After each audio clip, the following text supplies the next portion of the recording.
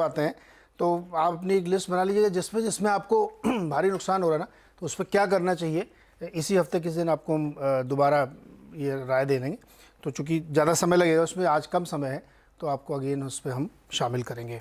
गावा सर, एक कंपनी से बात कर ली जाए, थर्मैक्स के मैनेजमेंट से। कंपनी जो अपने रिजल्ट पेश के बेटर दिख रहे हैं, मुनाफे में काफ़ी बड़ी करीब 58% की ग्रोथ है और इनकम भी 27% की राइज देखने को मिली है। नतीजे किस तरीके से हम लोगों को रीड करने चाहिए, मैनेजमेंट हमें क्या गाइडेंस दे रहा है, इसी बातचीत करेंगे। और कंपनी के एमडी एंड सीईओ आशीष भंडारी जी हमारे साथ हैं। आशीष सर, बहुत बहुत स्वागत है आपका सीएनबीसी आवाज पर। नंबर्स प्राइमा फेसाई काफ़ी स्ट्रॉन्ग दिख रहे हैं और कई सेगमेंट से बहुत अच्छी ग्रोथ दिख रही है। आप कैसे इंटरप्रेट करें और हमें कैसे समझाएंगे नतीजे?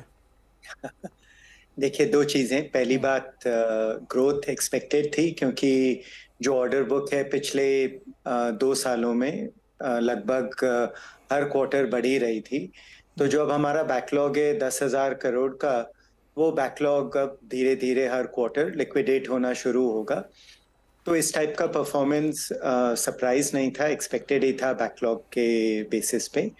जो दूसरी बात मैं बताऊंगा कि ये पहला क्वार्टर है काफी टाइम बाद जो कि थोड़ा संतुलन वाला क्वार्टर था, क्योंकि जो धातुओं के दाम वगैरह, मेटल प्राइसेस, कमोडिटीज थोड़े से स्टेबल थे, ना ऊपर जा रहे थे ना नीचे जा रहे थे। जो ऊपर नीचे होना था, जो पहले 1 साल में बहुत हुआ, वो भी थोड़ा स्टेबल था।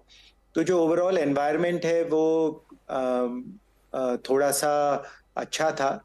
और जबकि अब हमारे पास 10,000 करोड़ का बैकलॉग है, ये बैकलॉग एटलीस्ट 2 से 2,500 करोड़ हर क्वार्टर की रेवेन्यू पॉसिबिलिटी है आगे भी।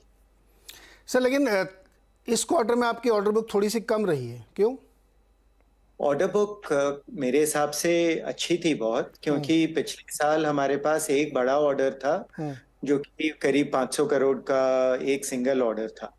इस बार कुछ भी ऐसा नहीं था, उसके बावजूद वी केम 2200 करोड़ क्लोज की वो पिछले साल के नंबर के काफी पास आ गए थे।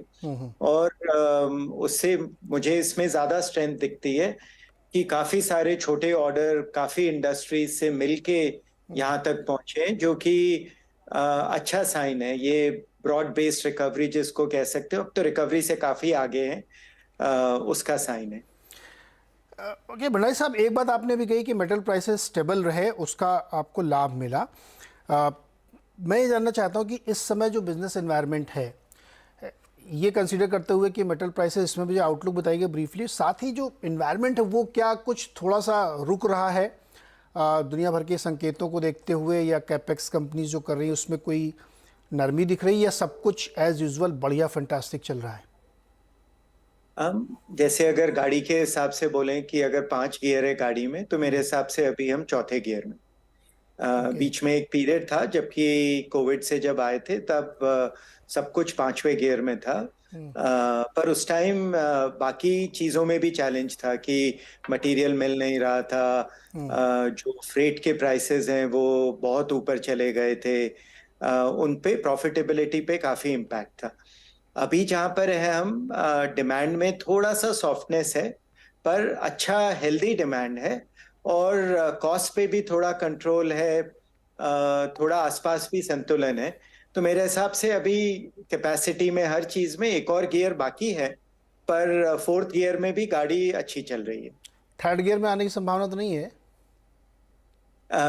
क्या बताएं, एक और बार बताएं, क्या प्रश्न था आपका? 4th गियर में कितने लंबे समय से चलना है, वैसा तो नहीं और एक गियर और नीचे ले आएंगे? नहीं नहीं, एक गियर अभी तो साइंस नहीं है। आई थिंक इंडिया में ज्यादा जो मैक्रो इकोनॉमिक एनवायरनमेंट है काफी पॉजिटिव है, बजट भी अच्छा ही था। मेक इन इंडिया पे भी गवर्नमेंट के जो बजट्स हैं, एंड जहां तक मैंने साइन देखा है प्राइवेट कैपेक्स भी इंक्रीज हो रहा है, जो कि हम देख सकते हैं कि जो बैंक्स का जो क्रेडिट है वो भी टेक ऑफ कर रहा है। तो मेरे ख्याल से एटलीस्ट अगले 2-3 क्वार्टर तो चौथा गियर ही है, उससे नीचे अभी तो साइंस नहीं दिख रहे। भंडारी सर, आपके जो 4 सेगमेंट है, एनर्जी, एनवायरनमेंट, केमिकल, वैसे तो इसमें एनर्जी वाला तो बहुत अच्छा प्रदर्शन करा था। एनवायरनमेंट में एक वन ऑफ था पिछली बार, उसकी वजह से इस बार नीचे दिख रहा है, लेकिन केमिकल भी नीचे है थोड़ा।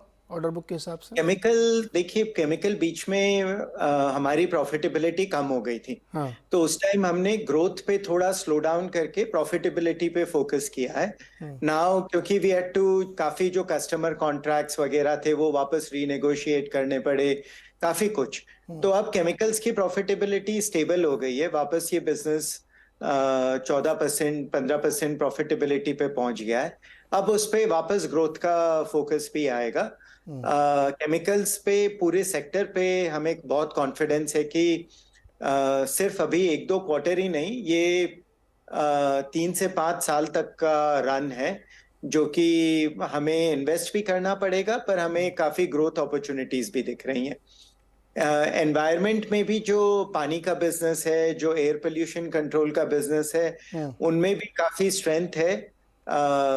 इंडिया में पानी की कमी रहेगी ही, और काफी जो नए कॉम्प्लेक्स एरियाज हैं पानी के, वहां पे डिमांड बहुत स्ट्रांग है, और यहाँ पे भी हम ग्रो करने के हिसाब से ही आ रहे हैं। पानी का हमारा एक ब्रांड न्यू नई फैक्ट्री भी आ रही है, केमिकल्स में एक नई फैक्ट्री का प्लान है। सो ओवरऑल दोनों सेक्टर्स में हम इन्वेस्टमेंट ही करते रहेंगे। ओके भंडारी साहब, बहुत बहुत शुक्रिया हमारे साथ जुड़ने के लिए, और best wishes for the Q4। हम लोग तब बात करेंगे। और आपने एक चीज़ लिखी है, सीमेंट और स्टील दोनों में आपको बहुत अच्छी ग्रोथ दिख रही है ड्यू टू गवर्नमेंट कैपेक्स। हम लोग अगली बार बात करेंगे कि स्टील में तो बहुत ओवर कैपेसिटी प्रोडक्शन और चाइना का फैक्टर भी है। लेट्स सी, देखते हैं Q4 में क्या पैन आउट होता है। बहुत बहुत शुक्रिया सर हमारे साथ जुड़ने के लिए। नमस्ते जी। गावा सर वापस आते हैं थर्मैक्स में। पहले